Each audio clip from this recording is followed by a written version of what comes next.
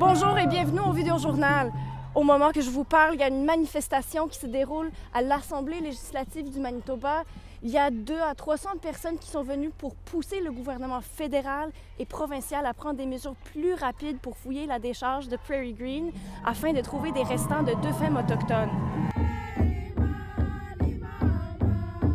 Les néo-démocrates ont promis qu'ils voulaient commencer les fouilles en 2024, mais ça n'a pas encore commencé.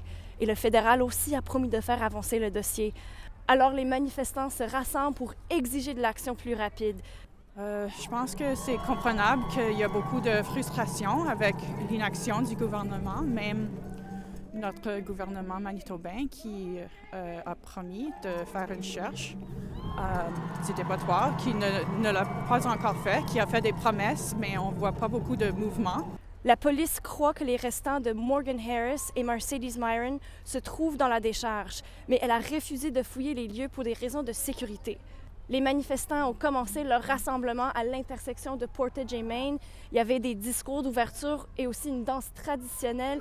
Et ensuite, les personnes se sont prononcées ici à l'Assemblée législative et espèrent porter leur message au gouvernement provincial et fédéral. Ailleurs dans l'actualité, la ministre responsable de la condition féminine, Nahanni Fontaine, a introduit un nouveau projet de loi hier. Il s'agit d'un nouveau projet de loi pour interdire les manifestations à proximité des cliniques et hôpitaux où des avortements sont pratiqués. Dans le fond, ça pourrait créer des zones tampons à l'intérieur desquelles les manifestations seraient interdites.